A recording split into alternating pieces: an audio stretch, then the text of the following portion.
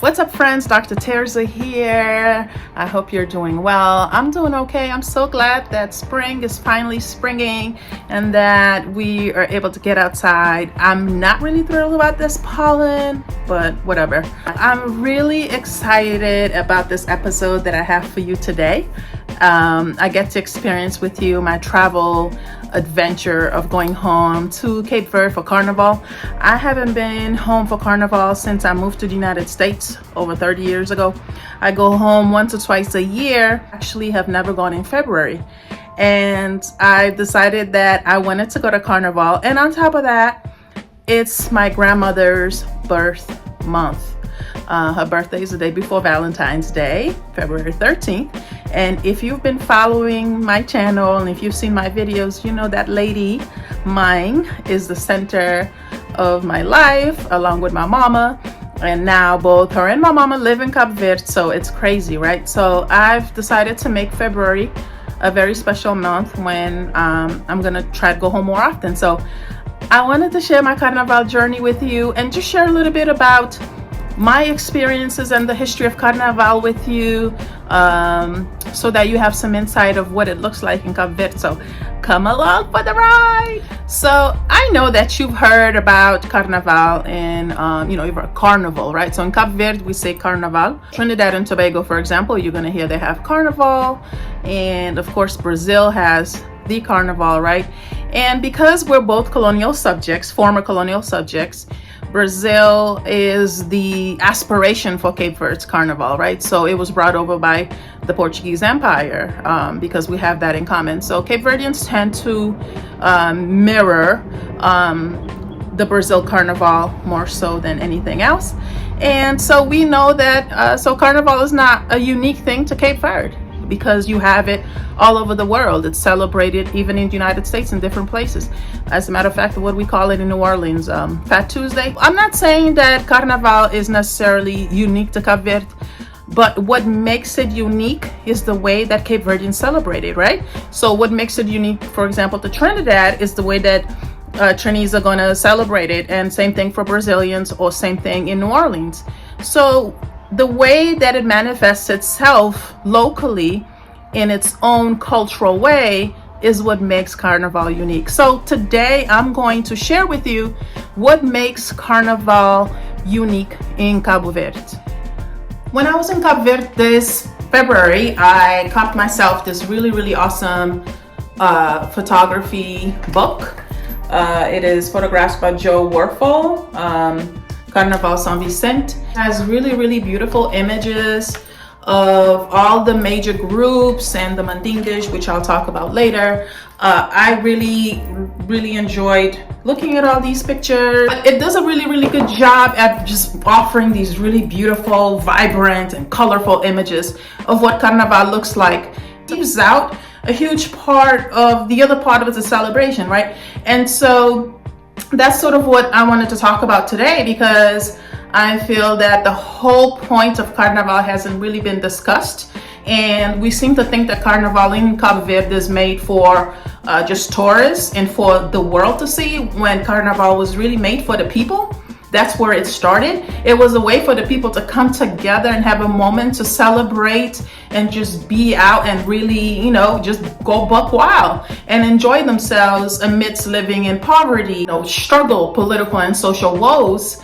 This was a way for people to come together and just have a good time, even though people were struggling economically. So, because Carnival in Cabo Verde goes back to the late 70s, early 80s. I remember being a fan of Estrela do Mar, which was one of the groups, and watching their rehearsals. And so this is the important part that I think is missing from discussions on Carnival right now. Carnival was not made for tourists. It wasn't made for outsiders. It was made for the local populations to enjoy and to be in community. And most conversations that you'll see or listen to, they're going to focus on the four main groups that come out on the actual day of when Carnival is. Carnival is actually, it happens for about a month, a few weeks before the main day, when the four major groups come out, or sometimes 5 or 6 groups, depending on who decides to come out and have floats and just be out there in all their glory. This book, not only does it have beautiful pictures, but it also has the history. And so I'm gonna read a little bit of what it says here. It says mandingas, which are a group that was introduced back in the 1940s by the founder, Mr. Capot, and some of his friends. They've been inhabitants of Ribeirabot, which is where I'm from, where I was born and raised. And this is in the city of Mindelo in Sao Vicente.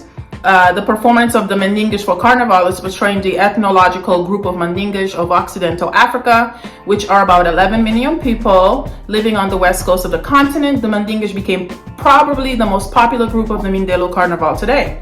On Sundays before Carnival, the mandingas are roaming through the streets of Mindelo, stamping and dancing excessively to the African beat of their drums. Their bodies are painted with a potion out of oil and crushed charcoal.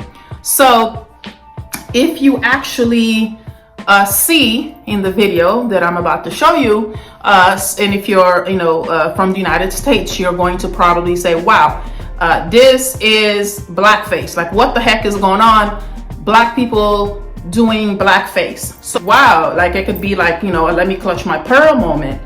But it's really important that we have these complex conversations of how blackness and black culture is portrayed. I totally understand how it can be controversial. And so the way that the folks who are mandingas in the island explain it, it's their way to feel a connection to their African ancestry. It's a way to pay homage to their ancestors, and it's also a way to feel connected and to pay their respects and to honor their ancestors. That's the way they explain it. But I do understand that the transnational conversation on blackface can be tricky. So that's why it's important for me to mention how the people see themselves in Cabo Verde when they are painting their bodies and roaming the streets. The conversation needs to be had. So before you see the video, I wanted you to have that understanding and then take it from there.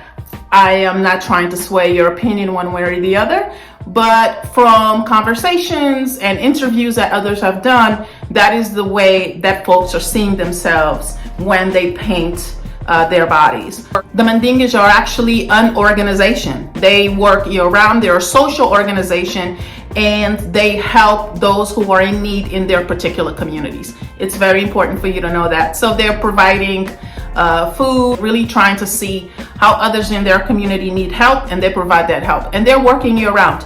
This is not just, oh, let's just paint our body and come out a few weeks before Carnival. So the mandingas are pretty dope.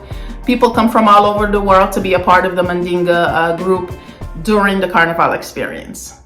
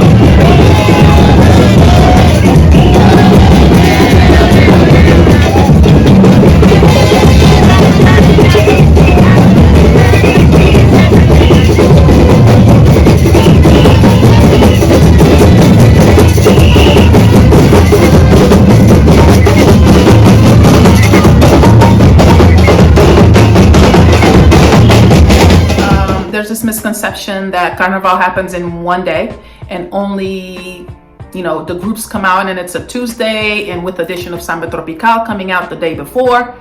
Not so. Carnival is a community event.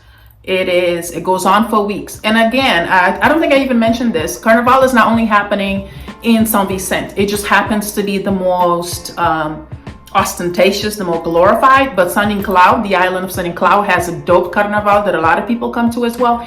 And the capital city of Praia and the island of Santiago also has Carnival. Depends on the people's budget because it does take a lot of money. People do pride themselves in spending that money or saving that money to come out for Carnival because we all need joy. So some people may clap back and say, well, you know, this is a, you know, they're a poor island nation. Why the heck they need to do Carnival for? Because we also need joy and fun, and we can do it. This is very organized, y'all. I'll also put up the schedule so you could see in the video. Community organizations come out, okay? So you see the health center coming out. You will see the different schools from the different neighborhoods will come out. I also have in the video my own elementary school coming out. You know, I heard all the noise outside from my grandmother's house. I came out, my school, the babies were there and it was looking so cute. So community organizations and the local schools, teachers are coming out. The teacher Carnival experience is beyond amazing. Teachers are actually challenging themselves to make all of their their costumes with recyclable materials.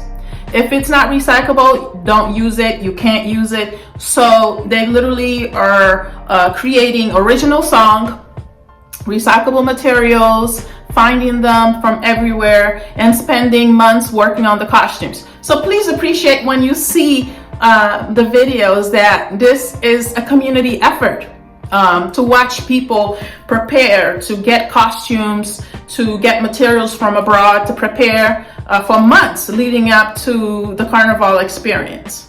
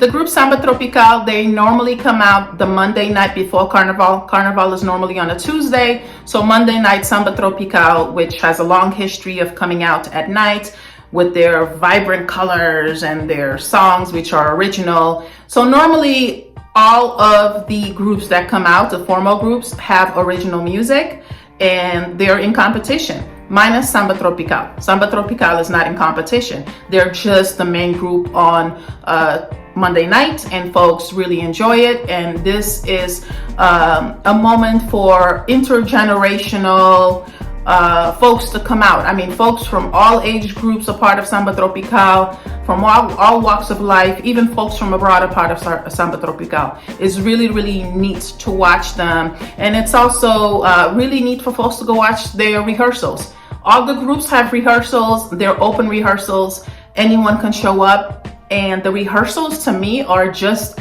as important as the actual day themselves. People are literally going there. I went with my mom to Samba Tropical's rehearsal, which you will see in this video. And it was lit. It was lit. Actually, I had more fun during the rehearsal than I did the day of their performance, to be very honest with you.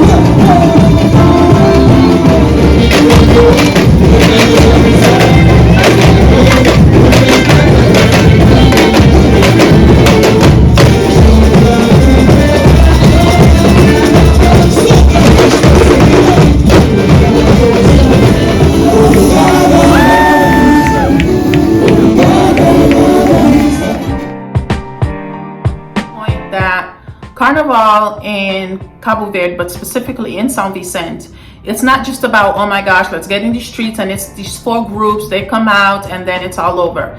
No, it's over a month of community coming together, building floats, artists at work building these floats, artists at work making the costumes, makeup artists, designers. It employs a lot of people. It includes a lot of people. Carnival is very inclusive. It doesn't matter your age, your physical ability. You will see that there are people with different abilities. Everyone is invited, no one is excluded. The different levels, you, depending on how deep your pockets are or not, you're able to participate. You don't have to participate in the 4 main groups if you're not able to. You can always participate through your community organization. If you're a teacher, you can participate then. They also give space for the animation groups to come out, just to entertain. You will see that the animation groups offer social commentary on social and political commentary and whatever's going on in the country. For example, you will see in this video folks talking about lack of food, right? Lack of sustenance for families. Folks don't have a hot meal. So that's a commentary for the government to see. One very well-known local comedian put on a whole skit about the importance of paying attention to unemployment, corruption, the rising cost of flour to cook with, the rising cost of, then leading to the rising cost of bread, the education level, the education system, excuse me. And so there's a moment for everyone to shine. You can just be out there and be yourself. And I really have to give it up to the Cape Verdean law enforcement in the way that they honor and respect the citizens and allow everyone to be themselves in the streets. And their response is, it's a beautiful thing to see. As a political scientist, as a social scientist, I was also paying attention to that, the way that the police responded. And I'm not saying the Cape Verdean police is perfect. That is not what I'm saying. I'm just saying that as a social scientist, I was paying attention to the response. And in those moments, because I don't want anybody coming for me, in those moments that I was there, those few hours that I was there on these streets, the response from the law enforcement was on point as compared to responses of law enforcement in the United States. And the way that Black people have a good time, it wasn't like that. So Black people were doing Black people things in Cape Verde. They were enjoying themselves.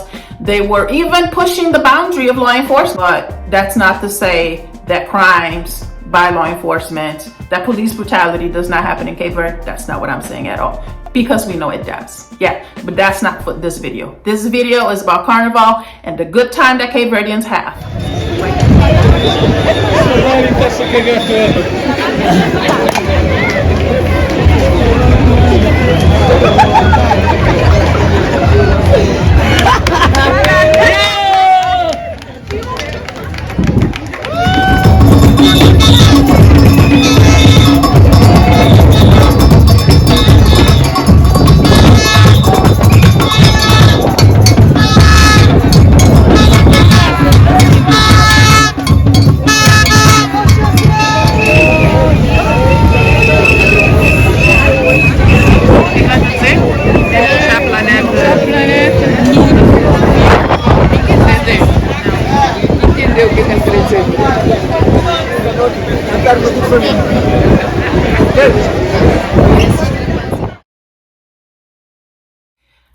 And when we finally arrived on the Tuesday, the coveted Tuesday, when groups are supposed to come out, the 4 main groups, I'm saying 4 now because that is, the number of groups that came out.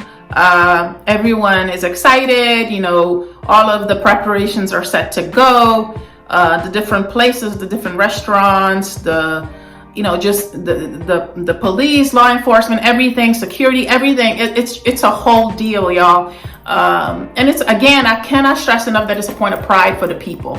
It's a point of pride because thousands and thousands of people are coming from abroad to watch our cultural manifestation. And so that is a point of pride for the 4 groups will come out, and they're in competition. They're in competition to see who has the best float, who has the best song, who has the best overall theme, right? Best costume, best queen. They have to be original. There has to be a theme, and there are judges that are watching them closely. There's even secret judges that are watching them, that are going around and seeing the level of fire, the level of energy that they have. And there's I think like a 2 to 3 mile radius that they have to parade in the whole downtown area. So it's not for like just the main street and that's it. Imagine these folks are just going around and around with their floats and singing for a long time. I'm considering joining a group next year. I gotta get my butt in shape. Unless I do, it ain't gonna happen, because folks were out there struggling. I saw some folks struggling, having a good time, but struggling nonetheless. So it's a workout, y'all.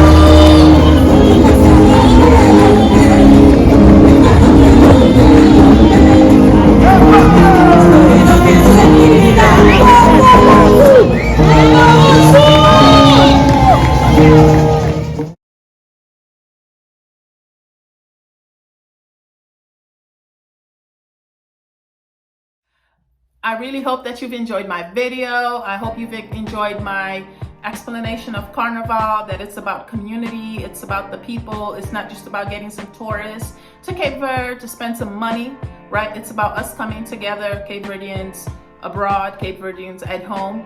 Don't forget to like and subscribe. Leave some comments. Let me know what you enjoyed most about my video on Carnival. Was it the main groups? Was it the community organizations? Was it the mandingas? Let me know. I thank you and I will see you next time.